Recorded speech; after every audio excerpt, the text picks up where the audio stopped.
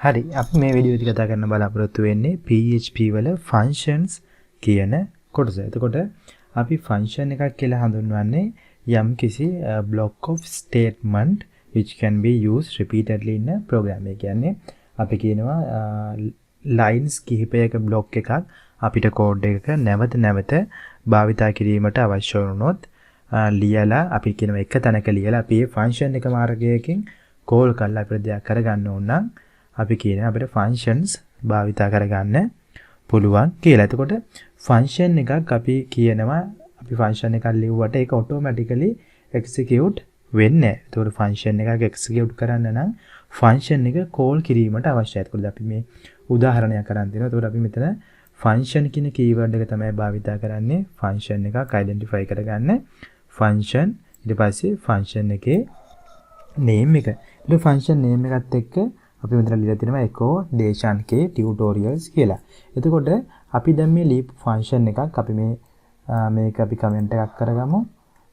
එතකොට අපි මේක comment කරගත්තොත් අපිට මේක save කරලා අපි run කරොත් අපිට පේනවා අපිට කිසිම දෙයක් output එක විදියට එන්නේ නැහැ. මොකද function එකක් define කරාට function එකක් automatically execute වෙන්නේ නැහැ. එතකොට function එක execute කරන්න නම් අපි function එක call කරගන්න ඕනේ. එතකොට අපි function එක write message කියන ආකාරයට call කරගත්තාම අපිට output එක බලා ගන්න පුළුවන් Deshan K tutorials කියලා අපිට output එක එනවා. එතකොට අපි ලියන ඕනෑම function එකක් භාවිතා කිරීමට අවශ්‍ය නම් අපි මේ function එක call කර ගැනීමට අවශ්‍යයි.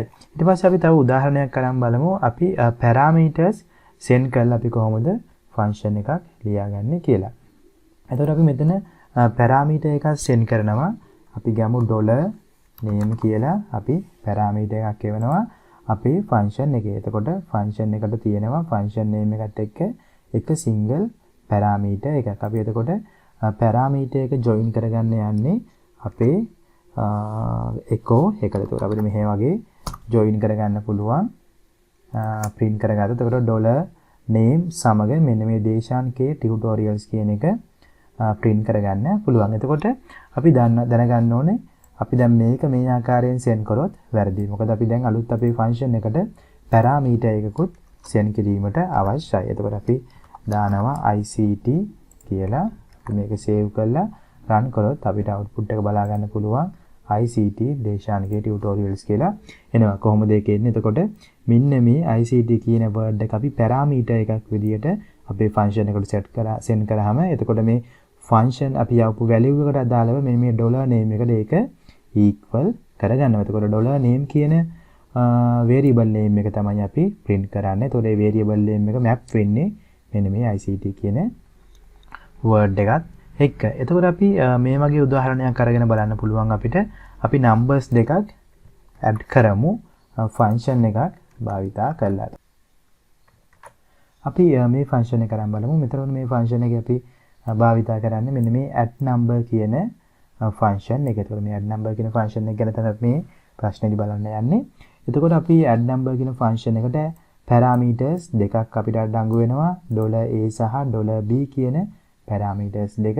එතකොට මේ parameters දෙක එකතු කරලා ඒ කියන්නේ $a + $b අපි return කර ගැනීමක් තමයි සිදු කරන්නේ. එතකොට අපි දන්නවා අපි function එකක් define කරාට ඒක automatically print වෙන්නේ නැහැ. අපි මේ function එක call කරන්න ඕන.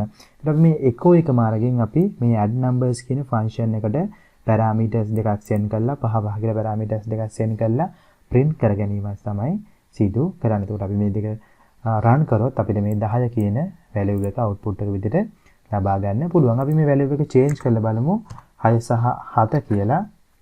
එතකොට අපි මේක run කරොත් අපිට පුළුවන් බලා ගන්න උත්තරය 12යි කියලා. එතකොට අපි මෙතනදී සිදු වෙන්නේ function එක අපි call කරනවා. අපිට අදාළ parameters දෙකක් තියෙනවා. මේ parameters දෙක අපි මේ values දෙකට assign වීමක් සිදු වෙනවා function එක call කරාම.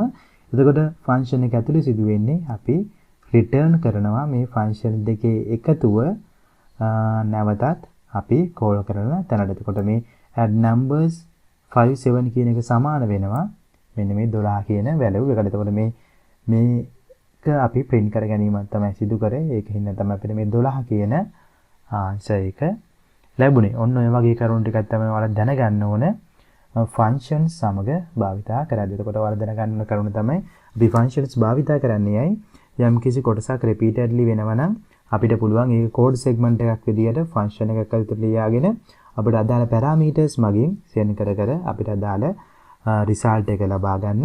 එතකොට අපි function එකක් ලිව්වට function එක execute කරන්න අවශ්‍ය නම් අපි ඒ function එක call කරන්න ඕනේ අපි code එක ඇතුලේ. එතකොට තමයි අපි function එක run කරගන්න පුළුවන් වෙන්නේ. ඉතින් ඔන්න ඔය කරුණු ගැන ඔයාලට හොඳ අවබෝධයක් තියෙනවා. function ඇතුළත් කරලා අපි කලින් කතා කරපු loops conditions ඇතුළත් කරලා හොඳ program එකක් ඔයාලට ලියා ගන්න පුළුවන්. ඉතින් මේ වීඩියෝ සීරීස් එකේ අපි basic concept මේ විදියට සියල්ලම කතා කරා. ඊට පස්සේ වීඩියෝ එකේ ඉඳන් අපි කතා කරන්න යන්නේ කොහොමද database එකක් සමග මේ PHP connection අපි සිදු කරන්නේ කියලා.